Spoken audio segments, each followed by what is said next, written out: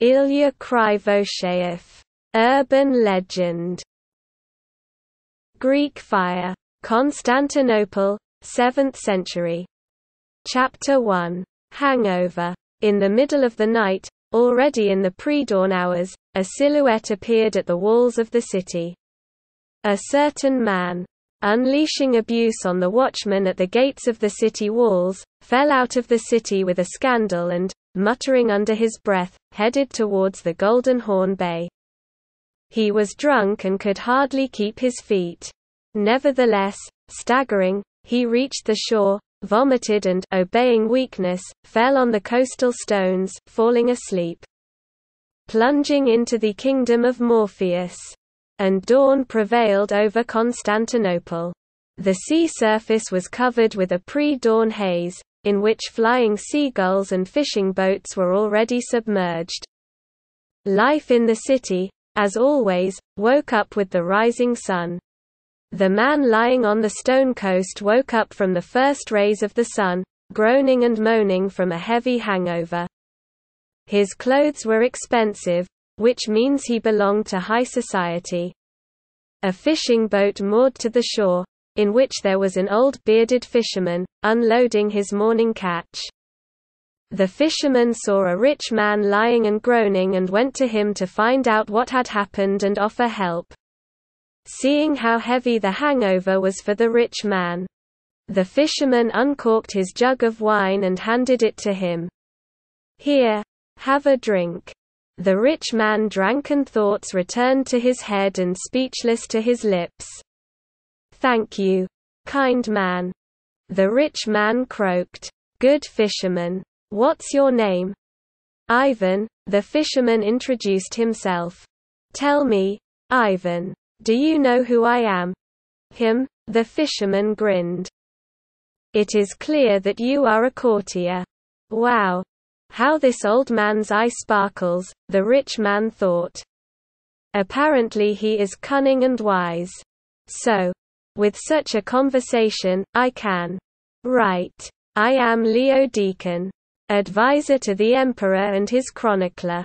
And what is the imperial advisor, intoxicated with wine, doing in the fishing bay at such an early hour?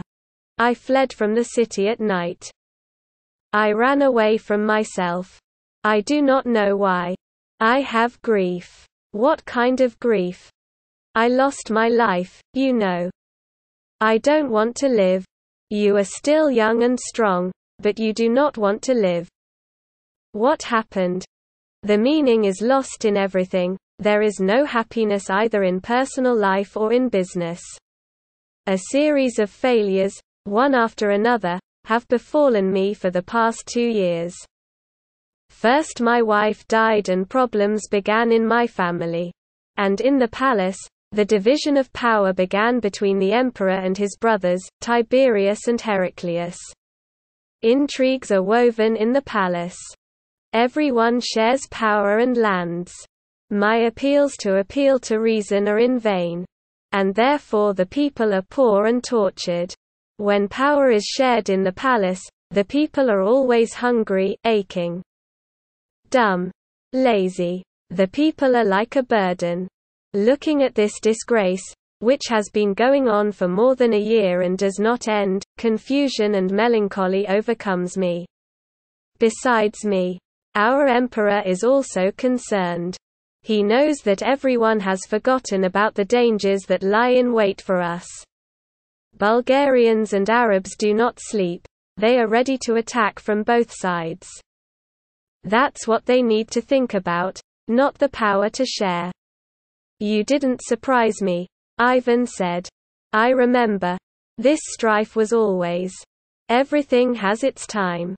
There is a time for war and for peace. You just do what you have to." "I know. But longing does not leave me that life is no longer interesting for me. I don't know what to do with myself." The fisherman's eye sparkled again. "Now I'll tell you a story. Maybe it will be interesting for you." Chapter 2. Flight of the Engineer. Kalanick was of Greek origin, but spent his entire adult life in the Syrian Heliopolis. His grandfather, who was born in Thessaloniki, was a good engineer and architect, as he passed his school of craft training in his youth in Constantinople. After receiving excellent practice and training in the capital, Kalanick's grandfather was sent to Syrian Heliopolis as a professional builder and architect to build and maintain Roman temples. Kalanick followed in the footsteps of his grandfather, becoming an architect and engineer, having inherited this craft from him. Kalanick has become as professional as his grandfather, thanks to hard work and love for the profession. Kalanick's life passed quietly, peacefully and serenely, in labor and family concerns. Once, on a cool winter night, a small caravan of Semitic merchants of 12 people, who were traveling from Samarkand to Constantinople on their business affairs, stopped for the night in the house of Kalanick. This silk road on horses with carts for merchants passed through Heliopolis. Many families of Heliopolis offered parking and lodging to merchants and traders on their way to Constantinople. This service cost a certain fee, which for the family was a good share of the family budget. But on that cool night there was an irreparable frustration. It was the end of winter. But the night was very cold and there was nothing to heat the stove with. It was a difficult year, and there was no opportunity to stock up on fuel for the future. There was not enough firewood. Apologizing to the guests, Kalanick was about to send them to the neighboring yard, to another family, when one of the merchants, the eldest, said, "Don't worry. We can make a fire that will burn all night and warm the house. We only ask you for a stove vase, in which we will light a fire." Kalanick found a vase for making a fire. The senior merchant pulled out a small box from his sack, which contained small sealed jugs filled with some kind of thick liquid. The guest poured a few drops of dark liquid from one jug into a vase and a few drops of grey liquid from another jug, then threw a small piece of tow into this mixture. The tow smoked for several minutes, and then a furious flame burst out with a crackle. The fire blazed, illuminating and heating all the space around. Kalanick with his wife and 2 sons were very surprised when they saw this trick. "Well," said the amazing guest, "now we have a fire that will warm us. And it will not go out for a long time. Several days. I recognize sulfur and tow," said the surprised Kalanick. "And what kind of dark liquid is that?" "Oil," the merchant exclaimed proudly. The guests stayed in the house for 2 days. During these 2 days, Kalanick found out from the guests that oil is a natural black liquid that is found in the fertile lands of Mesopotamia. There, following from Samarkand, travelers accidentally discovered this liquid. And then they found out that the liquid is flammable and difficult to extinguish. "Aren't you afraid?" the engineer asked the merchants. "To follow this silk road, bypassing Mesopotamia. The land is restless there, and the time is not easy. Heavy, belligerent. The Arabs each year come closer to the Roman Empire. It is possible that soon they will attack us. We are scared and think that we should flee to Constantinople. Aren't you scared? No. Why be afraid of life? One must either live or die." When the merchants left the house of Kalanick, he thought a lot about them and their trick with fire. And then a threat loomed over Heliopolis. The Arabs advanced, and the inhabitants fled to escape captivity. Kalanick with his family also fled. Together with other fugitives, they reached Cilicia by sea on merchant rafts. And from there by land caravan to Constantinople, where his grandfather's brother Ivan lived. He was a fisherman. Chapter 3. Decree of the Emperor. Leo Deacon entered a small fishing house with Ivan and saw the Kalanick family. Kalanick was a bearded man in his 40s with a frown on his forehead. Thoughtfully he was going through some papers with drawings and diagrams. His wife was in the kitchen making breakfast.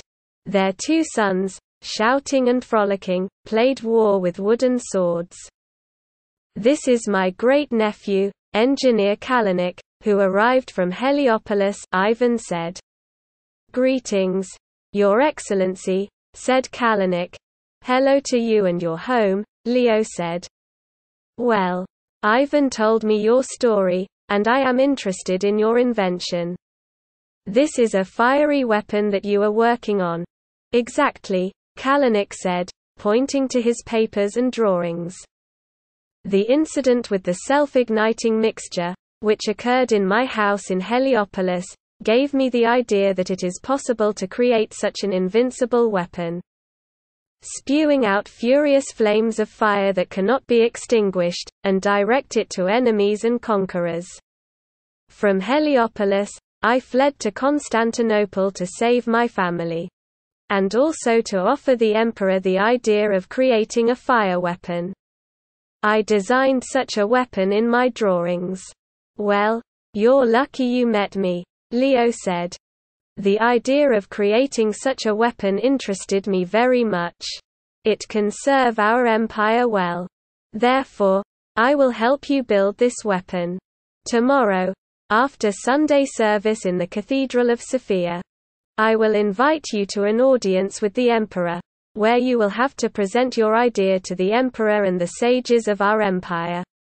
"Thank you, my generous benefactor," said Kalanick. Kalanick was encouraged. Leo Deacon was also encouraged. He forgot his sorrows because he was looking forward to a great thing. Sunday service in the Cathedral of Sophia ended at lunchtime. Accompanied by a magnificent, pacifying choral singing of psalms and spiritual hymns. The people dispersed, the clergy completed the ritual. And the Emperor Constantine with his retinue and the Patriarch retired to the basilica. There an appointment was made with Leo Deacon and the engineer Kalanick. "Your Excellency," said Kalanick.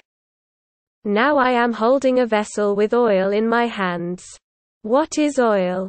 Black wetlands are sometimes found on the shelves of the Aegean Sea and the eastern Mediterranean coast.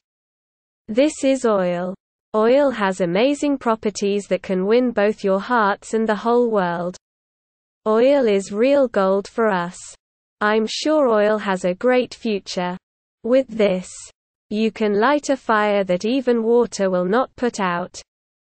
And I will demonstrate this to you now." Kalanick poured oil and sulfur into a bowl, and then threw a wad of tow. The mixture began to smoke and then burst into flames. The flames were intense.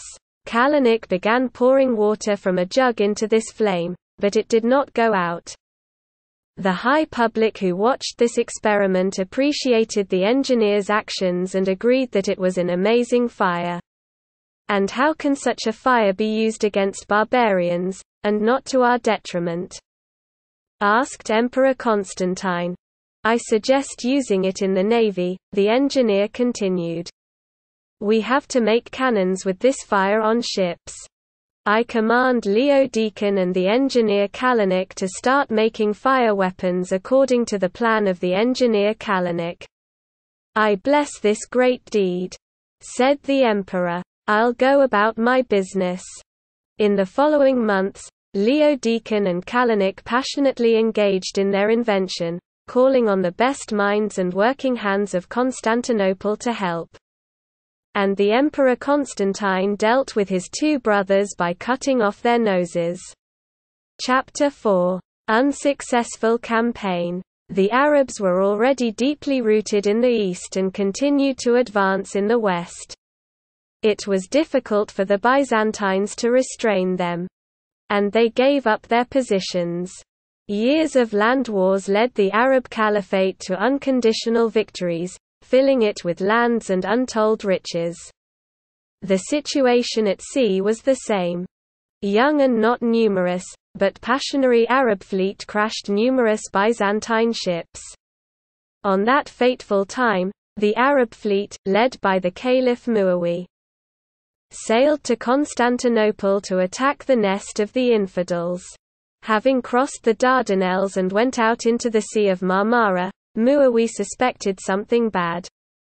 And his fears were confirmed when the city walls appeared on the horizon. At the city walls, the Arab fleet was met by several ships. Caliph Muawi was surprised that there was peace and serenity around. In confusion of feelings, he gave the order to attack. In 10 minutes the Arab fleet was defeated. The copper pipes of the Byzantine ships, which were installed on the stern, released flaming tongues of fire from their vents. All Arab ships were submerged in deadly fire. The people who were on these ships were also destroyed by fire.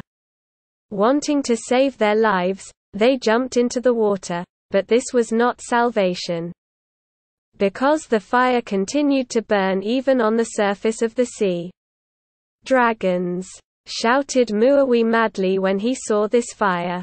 He ordered to retreat. And the dragons continued to shoot. Only a few managed to survive that battle. Chapter 5. Dialogue. Leo Deacon and Kalanick sat in the boat and fished. "We've created a great weapon," Leo said. "And we killed a lot of people. And melancholy overcomes me." "Is it the same melancholy that was with you when we met?" "No, this is another longing. I was happy when I was building this weapon. But now I understand that this is a dangerous weapon. People need to learn how to handle it properly. This fire can be not only for the good, but also for the grief. We will do what we have to, and everything will be as it will." Crazy from Petersburg. St. Petersburg, our days. "My name is Ignat Poprihan. And I live in Petersburg. No. I was not born here, I have only been here for 6 years. And I was born and raised in a small Ural town. I was not a simple youth. All the time I was drawn to some kind of adventure. I constantly threw myself into some revels and drinking parties. Tried to be among my friends' comrades a joker. And in fact, I was a merry fellow for my friends, and from them, in turn, I received an incomparable feeling of love, recognition, admiration, and even admiration. Subconsciously, of course, at least I thought so. But that was a happy, carefree student time. And at first everything seemed to be going well, and life was wonderful. I thought I was a wonderful person, and I thought my friends thought so too. However, very soon the veil of my delusion fell. There was a tendency to distance my friends from me, which I really didn't like. And then I tried to accuse them of becoming boring and mediocre people. And in response they either fell silent and hurried to leave, or they said, "Ignat, it is good to toil with foolishness and go crazy, finally get down to business." And so gradually we broke off communication. Everyone was now busy with their own business. And Sergei, my closest friend, once drinking with me, even said, "Ignat, you are a great dude. With you it is interesting, not boring. But the more I get to know you, the more I understand that you do not value us all. It feels like you consider yourself the coolest, the smartest. And we are your lackeys." I was offended, of course. And I had a fight with him. I didn't want to admit it to myself or to him, although I understood that he was right. And then I got bored. I wanted something more. I wanted to feel life like a feast. And I left for St. Petersburg, believing that there, in a free city on the Neva, in the cultural capital, I will certainly be happy. As they say, I will find myself. In St. Petersburg, my movement began. I often changed my place of residence and work. I lived in different hostels and rented cheap, scary rooms in old houses. I happened to work as a sales assistant in various stores, and as a waiter. and is a bartender, and is a loader in various warehouses. In general, I shook from place to place a lot and saw a lot. And I spent my free time and free money on bars, concerts, nightclubs, where I met new people and looked for girls for a night. And I must admit that the first year of living in St. Petersburg was wonderful for me. I was delighted with him. Felt myself involved in the great affairs of the great city, intoxicating freedom intoxicated, I was happy. However, the illusions gradually dissipated. And there was a reason for that. It's money.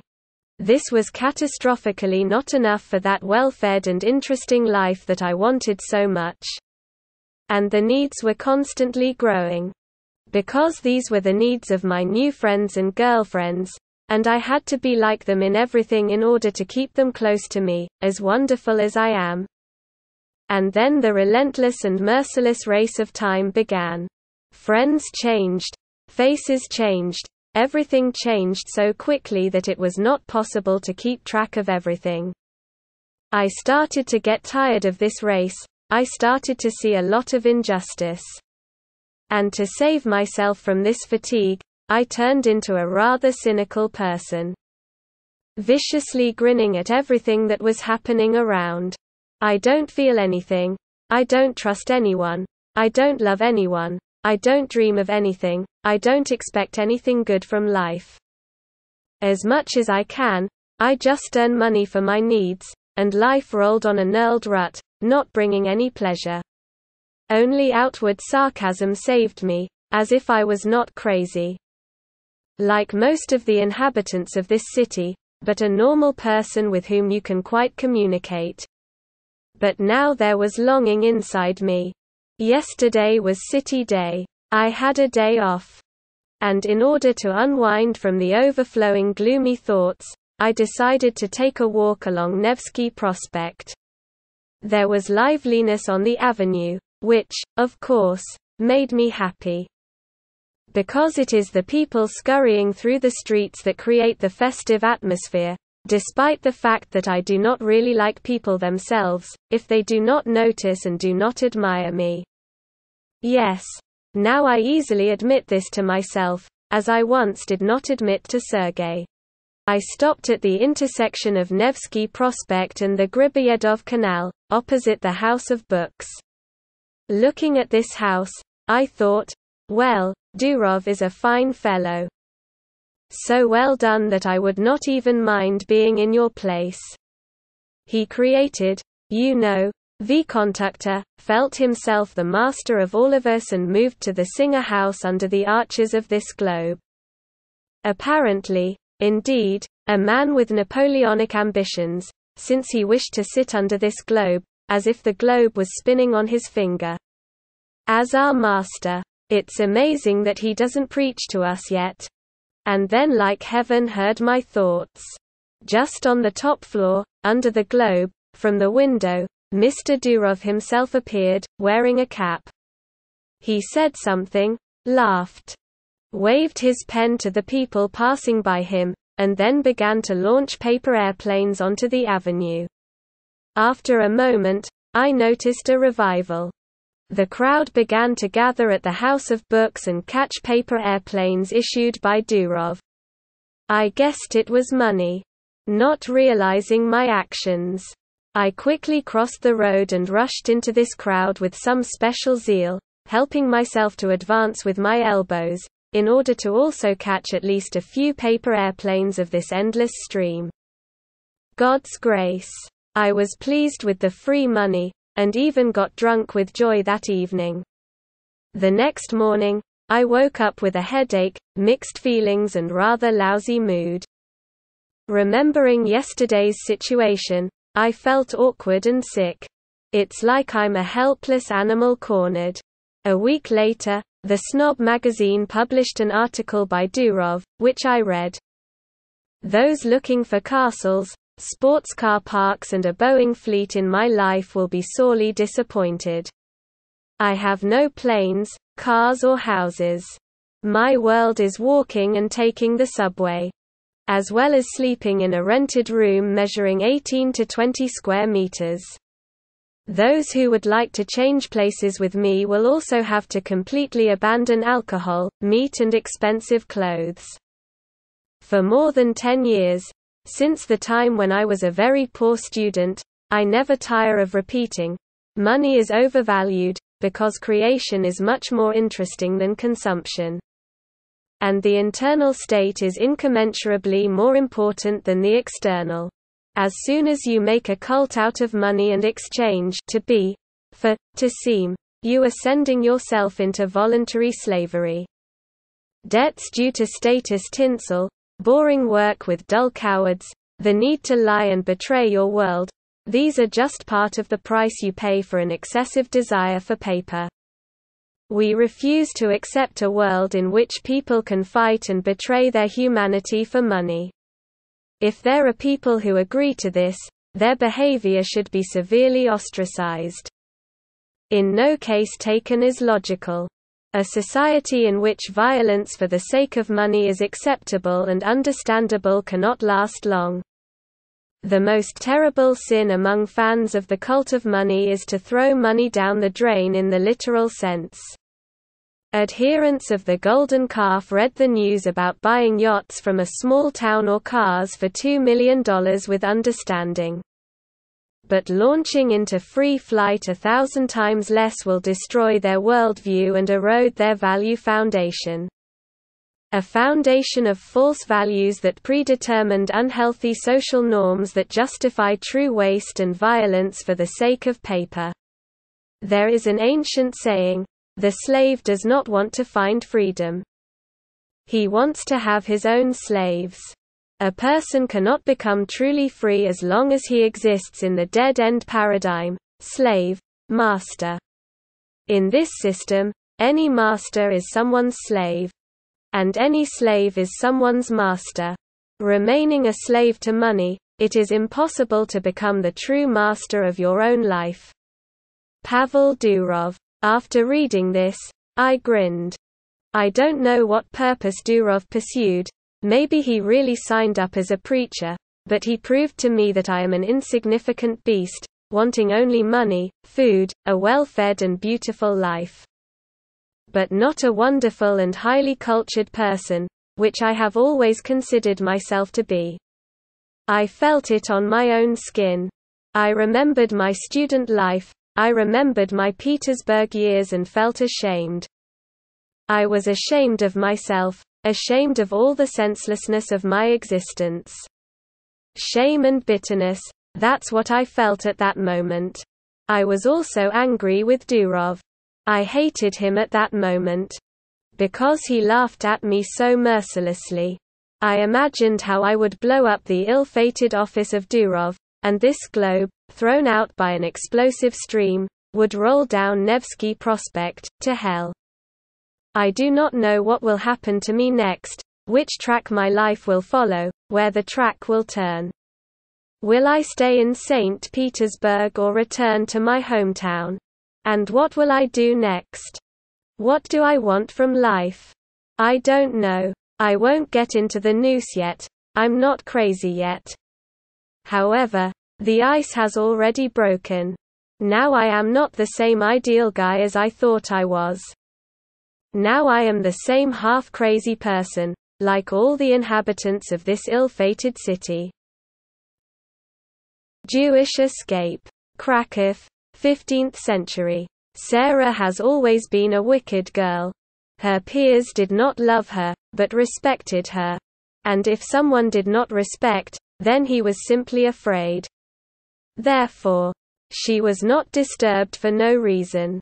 But she paid for her difficult character with the absence of friends. But this circumstance did not upset her, she just learned not to be upset about it. She was not at all interested in being friends with the guys from the community. She called the boys stupid turkeys for their sluggishness and excessive helpfulness to their elders. And girls are stupid chickens for their great love of gossip and squabbles. She liked to spend much more time in the city itself, behind Wawel, watching the course of that life. and she did it with pleasure all her childhood. And for this she often received slaps from her father. But she steadfastly endured punishment and fought off any attacks. So she earned a reputation as a hysterical and brawler, with whom it is better not to have anything to do with. And while the Jewish community lived its own life in Kazimierz, Sarah, meanwhile, spent her youth in Krakow. Often on Shabbat, Sarah moved to the other bank of the Vistula, beyond the Wawel. Very soon she already knew almost every resident in the city, they also knew her. With someone she found a common language and made friends, and with someone she quarreled and fought. However, Sarah loved Krakow. She really liked to walk with her new friends and girlfriends. Hooligans from the market, in such a magnificent and luxurious city of Krakow, among these newly built palaces, to watch royal processions and feasts on holidays. This shine and chic attracted Sarah so much that she involuntarily thought, "This is life. Beautiful and interesting. Not like ours. In our gloomy community." When Sarah turned into a tall and beautiful girl, at some city feast she met the crown prince, who also liked to have fun with his friends. It was passion at first sight. It seemed that these two were created for each other, like two elements, water and fire. And life spun in a stream of love and secret dates. This continued until the lovers decided to get married. Sarah's father, Ezekiel, noticed that his daughter had often run away in the evenings in the city lately, and he wanted to punish and restrain her. But what could this old man do against a strong and obstinate woman? What has become his beloved daughter? Ezekiel foresaw trouble. One day, without returning home to spend the night, and making her parents very anxious, Sarah came in the morning, packed her things and presented her parents with a fact. "Mom and Dad, I'm leaving home. I am marrying Prince Wenceslas. And since I know that you will not give your blessing to my chosen one, and the community will curse me, I have to leave you." The distraught parents started shouting, scolding, groaning and lamenting, restraining their daughter, but everything was useless. Sarah brushed off her parental abuse, ignored all their arguments and continued to pack her few things into a bag. And Sarah's younger sister at that time managed to run to the neighboring yard and talk about what was happening. Soon the whole community learned about Sarah's trick, and even the rabbi. Indignant at this unheard-of insolence, the rabbi himself went to Ezekiel's house. When Sarah went out into the courtyard, accompanied by the roar and cry of her parents, the whole community, led by the rabbi, was already waiting for her. "Sarah," the rabbi spoke up in his stern voice, "is it true that you're running to town to marry the royal prince?" "Yes, it's true." "What? Will you teach me now that I am a sinner?" The people standing in the courtyard and witnessing what was happening, whispered and whispered in indignation, as Sarah spoke insolently and disrespectfully with the rabbi. The rabbi raised his hand, muffled the rumble of the crowd and continued, "I see you know you are doing the wrong thing. Then you should also know that if you run away to the Goyim, you will be cursed once and for all by the community. The road to your parents will be closed to you forever. No chance of coming back, you hear? And then you will have to survive on your own among the Goyim. And do you trust them? Apparently, you don't know them well. Think it over, daughter, before it's too late. Think about it. I knew that all of you would read me morals. Not surprising. All my life I have only heard morals from you. How bad I am, not restrained. Let the whole community go to hell. I'm fed up with you." Ah! The crowd was horrified by such words. Girl, you are not yourself," the rabbi lamented. "You are sending yourself to certain death. What are you doing? You fool! Where does so much anger and hatred towards us come from? Have we ever hurt you? And what do you think? Didn't you poison my existence? Weren't you whispering behind my back? Pointing accusingly at me? I'm sorry, Mom and Dad, that I will never see you again. And only you, my parents, I apologize for the bitterness that brought you.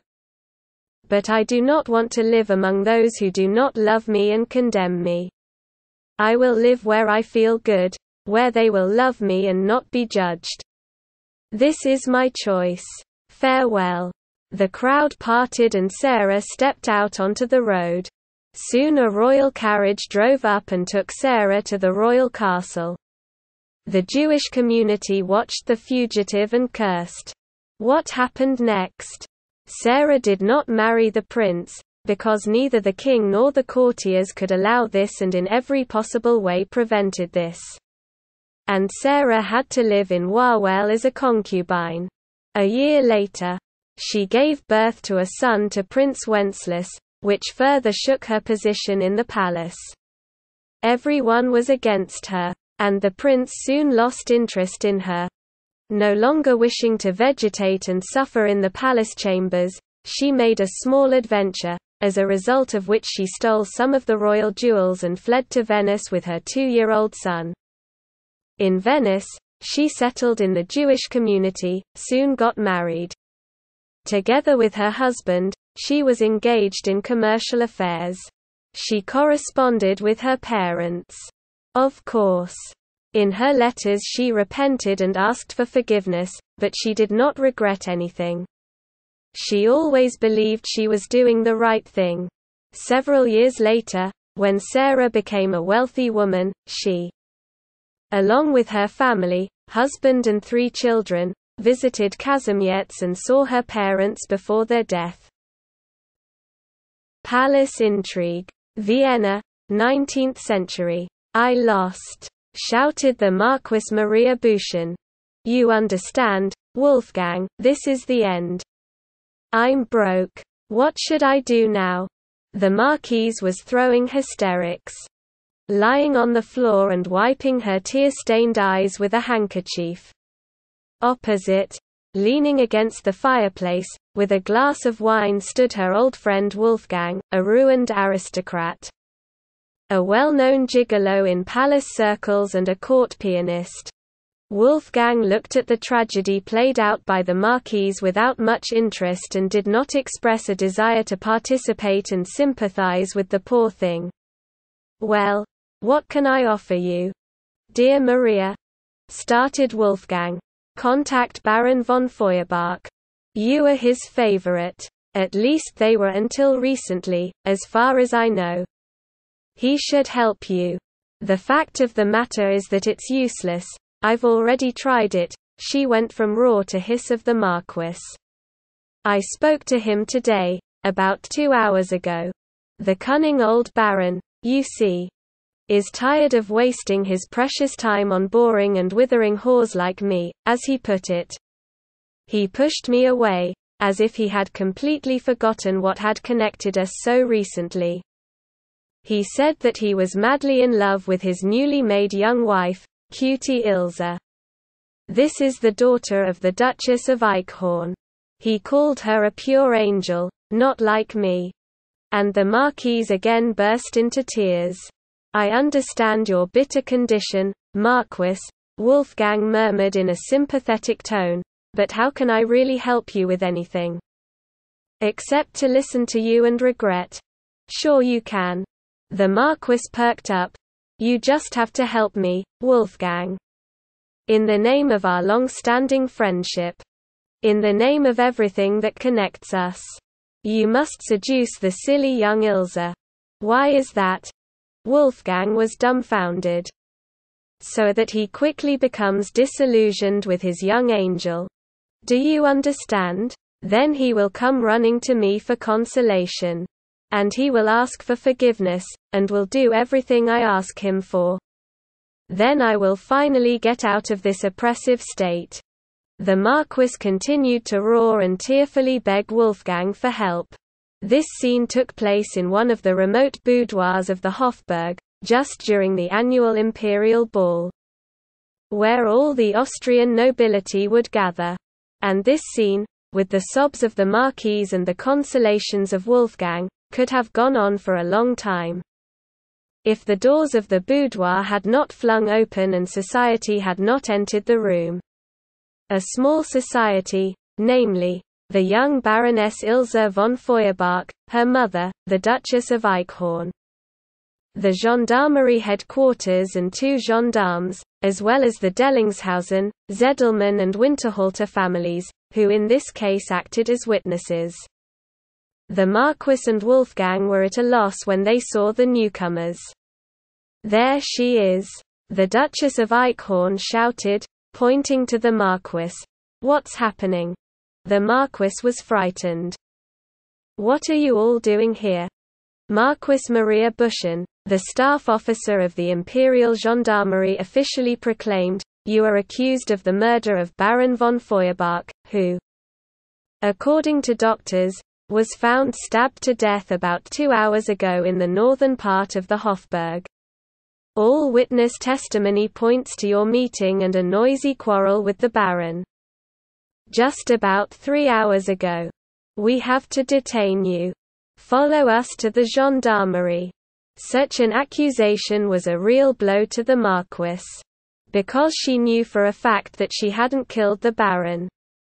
When the Marquise comes to her senses from the shock she experienced, of course, she will guess that she was set up, scapegoated, taking advantage of the situation. But at the moment she could not understand anything. "How could you, Maria?" Wolfgang was indignant and staggered away from his friend. "Why did you kill the Baron?" "I didn't kill." The Marquis wondered. "You killed," the gendarmerie headquarters officer said clearly. "Evidence of that is the corpse of the Baron. And of course, take a look at the hem of your dress. Isn't it bloodstained? The doctors will probably tell the imperial court whose blood is on your dress. Now follow with us."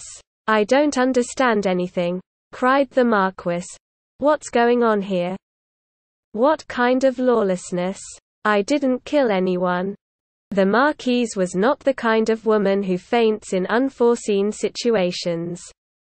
She tried to resist, but it was useless. They put her in a cage. In the following months of the trial, the Marquis could not prove her innocence, everything testified against her. Society sentenced the Marquis to be hanged.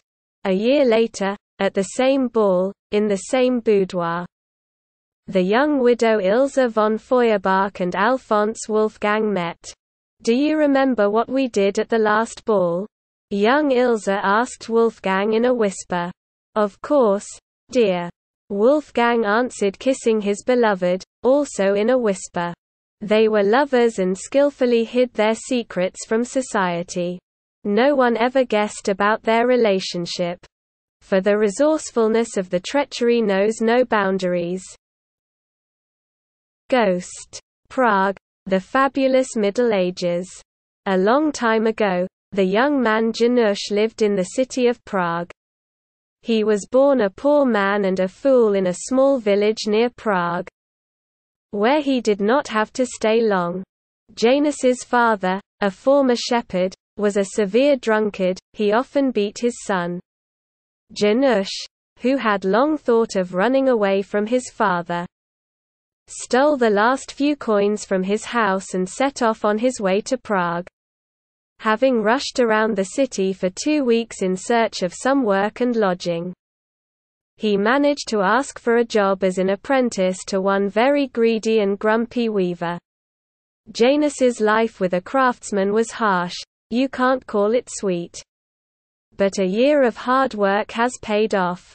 Janusz earned the trust of the artisan, and he kept him as an apprentice. Janusz spent every weekend in the tavern with a glass of beer. He drank little. He liked listening to tavern conversations and various news more. Many townspeople, as well as passing merchants, used to come to the tavern, so life here was in full swing. And Janusz really liked it here. Spending his day off at the inn was his only entertainment. In general, his life was arranged, which Janusz was quite pleased with. And so it had been going on for 2 years now, ordinary and almost serene, until Janusz fell in love. Once on an autumn Sunday evening, Janusz, as usual, looked into the tavern, which this time turned out to be unusually empty. After drinking a glass of beer and not waiting for anything interesting, Janusz got up and went home to his shack in the workshop. It was already quite dark, the streets were empty, which undoubtedly inspired some horror and fear. Janusz hastened. But when he heard the clatter of horses' hooves behind him, he shuddered, paused and turned around. A black carriage pulled by a black horse rode behind. Having caught up with Janusz, the carriage stopped, the door opened, and a young girl, dressed in a black funeral dress, came out of the carriage to join Janusz. Her face was white, so she was like a ghost, but she was very beautiful. So beautiful that Janusz immediately fell in love with her. The beauty came close to Janusz and, looking into Janusz's eyes with her bottomless black eyes, whispered softly and tenderly, "Hello, Janusz. Are you happy to see me? I managed to escape from my father that evening, because I really wanted to see you." Janusz was not only bewildered by such a confession, but also seriously scared. His knees trembled. Perspiration rolled down his face. It seemed to him that he himself had turned white with fear, and became as white as a beautiful unfamiliar girl. But this mysterious stranger so captivated and charmed the young man with her unearthly beauty and her gaze that Janusz had no choice but to answer, "Yes, I'm very glad to see you. I was waiting for you, and you came. Janusz, tell me, do you love me?" "Yes, I love you. I love you very much. Janusz, I must confess to you. I made up my mind. I decided to run away from my father, and run away with you. I really want this, Janusz, really. Because I love you very much." "Yes, yes," said Janusz, stunned and distraught with love. "Let's run away from here, once and for all. Next Sunday I will be waiting for you at St. Martin's Cathedral, at our usual place. In a week we will have time to prepare everything, as agreed. And then we will run away together." "Good. Yes. I'll wait for you. Near the cathedral." The beautiful stranger kissed Janusz passionately on the lips, and then quickly jumped into the carriage. And the carriage instantly rushed along the street, until Janusz had time to recover, and only the echo of the clatter of hooves was heard for quite a few minutes. Janusz could not come to his senses for about 20 minutes, and then rushed home at breakneck speed, wrapped himself in his bed, and sobbed quietly almost all night. The next morning, the master noticed that something strange was happening to Janusz. He was kind of pensive, confused, and the work did not go well, everything fell out of hand. When the master asked what had happened, Janusz only apologized and replied that yesterday, apparently, he went through a little in the tavern and did not get enough sleep at night. In the following days, Janusz worked hard, hemming the soldiers' uniforms impeccably. However, he was still thoughtful and reluctant to talk. The master even got worried and tried in every way to find out what was happening with his apprentice. But Janusz never said anything. Maybe he fell in love, devil, the master blew. And he was right. And Janusz, meanwhile, was counting the painful days and hours when, finally, Sunday would come. And Sunday has come. As usual, Janusz dropped into the tavern for a final glass of beer. There were not many people in the tavern, a few familiar onlookers, townspeople, peasants, to whom Janusz joined. and just arrived in time for the story that the local storyteller and eccentric Carol began to tell. Oh, listen to another story I'll tell you, also about love. It was, believe me, Wojtek, and worse than your unbridled drooling. Listen here. Many years ago the mayor of the burgomaster was in our Prague castle. And he had a daughter, Agnieszka, a clever and beautiful woman, with whom everyone fell in love. Dad loved his daughter very much.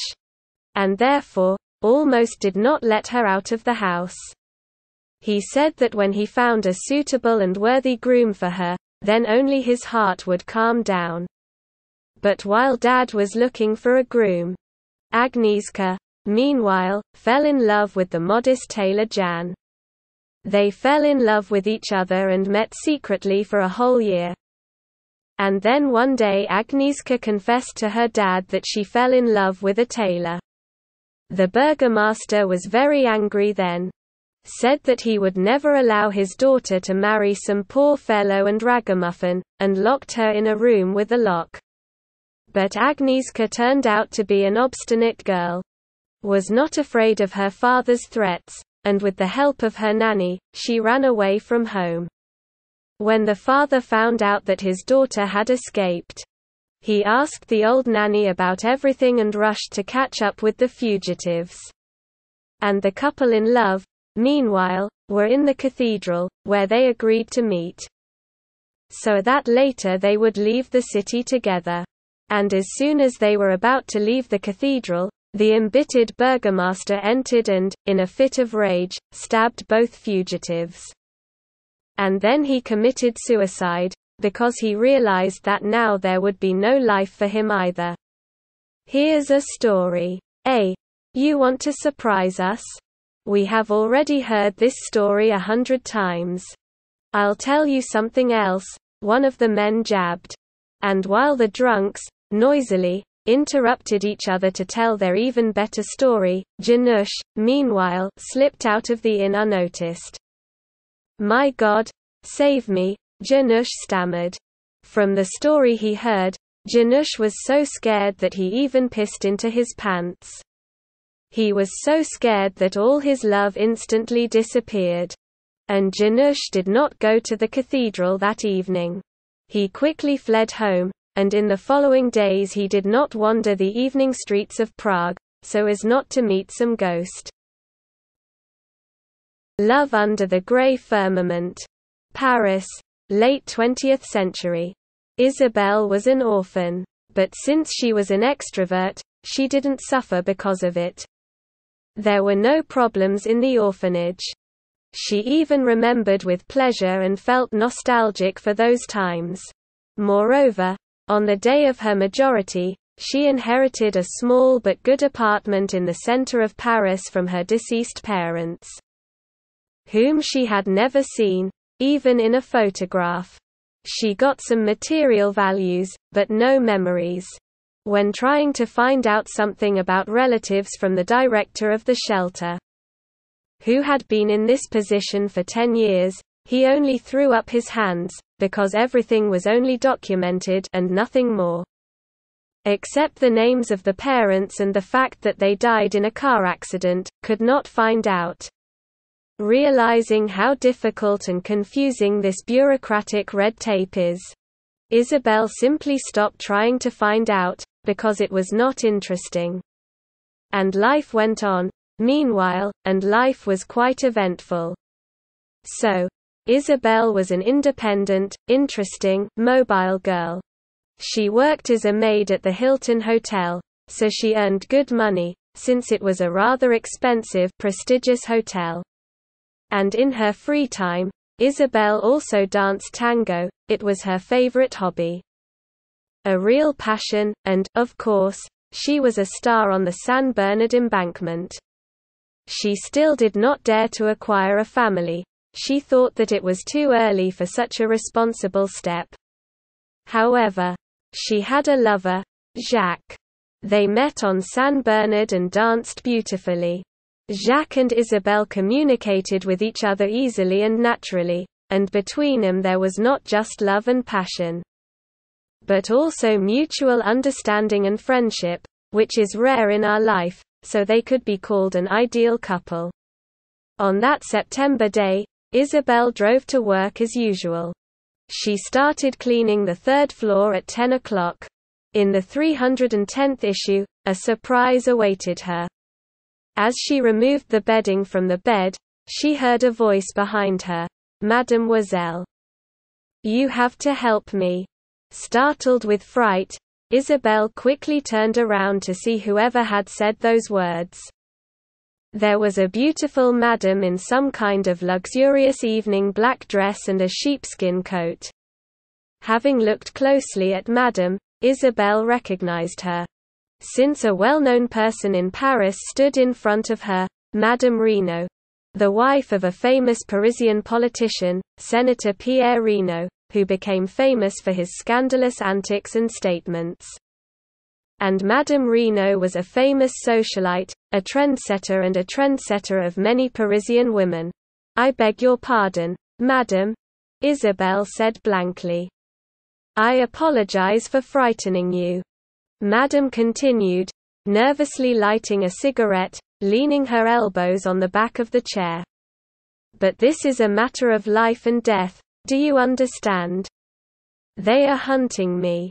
Yesterday I managed to escape here at the hotel.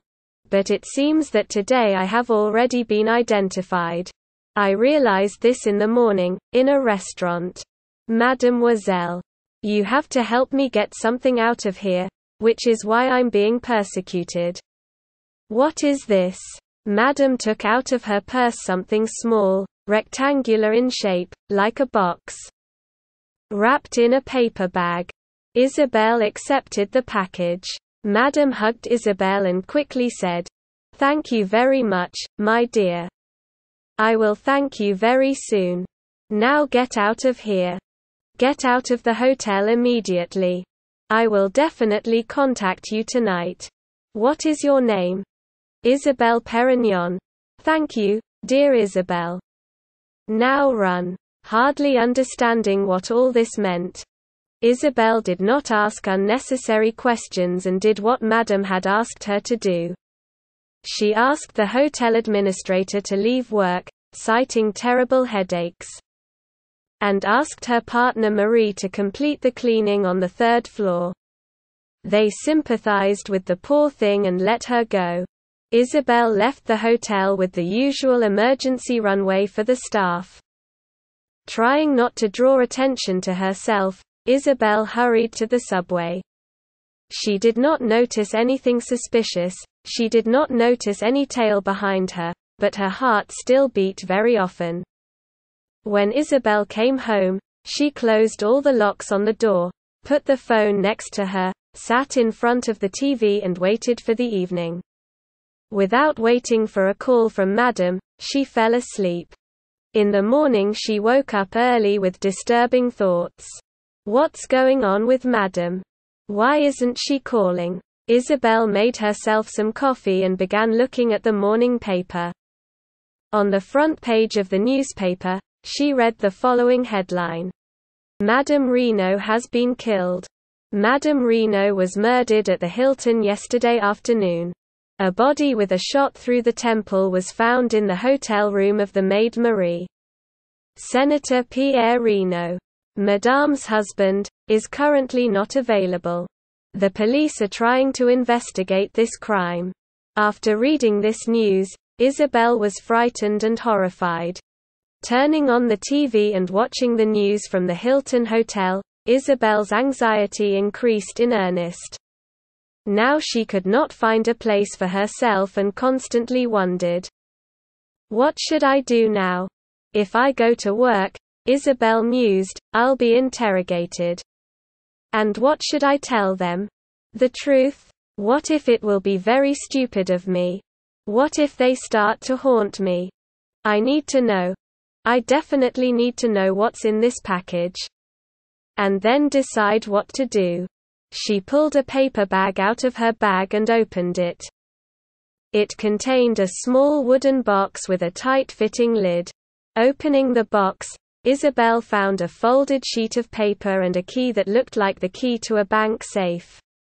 Unrolling the sheet of paper, Isabel knew it was a letter. And not just a letter, but a letter addressed to her, Isabel. Dear Isabel, due to recent events, I am forced to reveal my secret to you. Because in the future I will most likely never have such an opportunity. Isabel, you are my daughter. And you are a consequence of my true love in my life. But I gave birth to you at the moment when your father crashed in a car accident. I was a poor orphan, and the loss of the only person close and loved for me, my support, was a blow to me. I was very scared and did not know what to do. And how to be with you, how to feed and raise you with dignity. Just at that moment, a young, ambitious, promising politician Pierre appeared in my life. He then helped me a lot and offered to marry him. But I had to give up on you. And I made a choice. I thought it would be better for both you and me. And I think that I was not mistaken.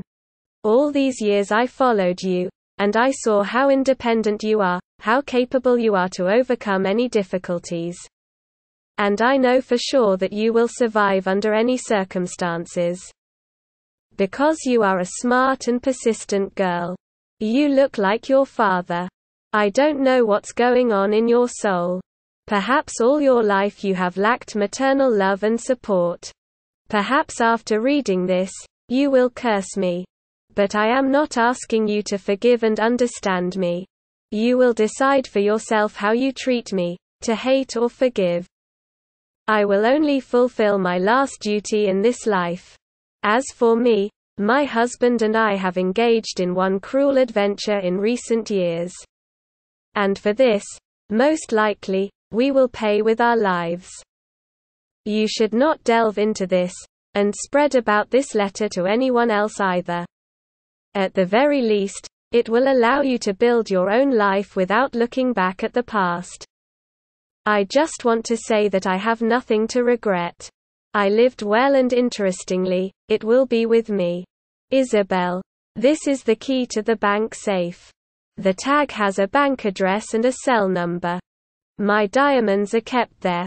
What I have accumulated during my life. These diamonds are a considerable fortune. You will have to take it, of course, it will be useful to you.